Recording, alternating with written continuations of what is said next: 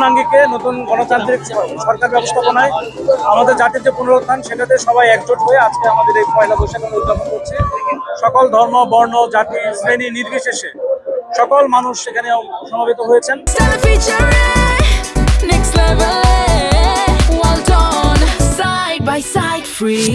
পয়লা বৈশাখে যে বাঙালি উৎসবটা হয়, এই উৎসব এটা দেখানো যে আমরা বাংলাদেশি যারা আছি তারা সবাই একই, এবং এটা আমাদের মধ্যে কোনো ভেদাভেদ আসলে নেই, এবং আমরা সকলে মিলেমিশে এই দিনটা উদযাপন করি এবং এখানে আমরা আমাদের ঐক্যতান এবং একতার এখানেই জায়গা। তো আমরা নতুন সুরে আজকে আবার শানিত হচ্ছি। আমরা সবাই ঐক্যবদ্ধভাবে এই দেশটা এবং জাতিকে আমরা এগিয়ে নিতে চাই। তারই অংশ হিসেবে আমাদের শোভাযাত্রা এবং আজকের দিনে অন্যান্য যে কার্যক্রমগুলো সেগুলো প্রতিপালন হবে।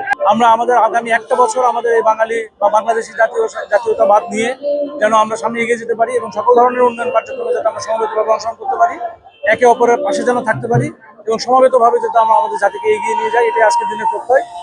সারা বাংলাদেশ ব্যাপী বাংলাদেশ সরকার মাননীয় প্রধানমন্ত্রীর নির্দেশনা অনুযায়ী এই কাজগুলো বাস্তবায়ন করছি এবং আমরা এই যে আজকের যে স্পিরিট, আজকের যে চেতনা, এটা নিয়ে আমরা যেন আমরা সামনের পথে এগিয়ে যেতে পারি এবং সকলকে সাথে নিয়ে সরকারের এবং আন্তর্জাতিকভাবে যে আমাদের ইনক্লুসিভ ডেভেলপমেন্ট যেটাকে বলা হয়, যেটাকে একদম সমন্বিত উন্নয়ন, সেটাতে আমরা এগিয়ে যেতে চাই।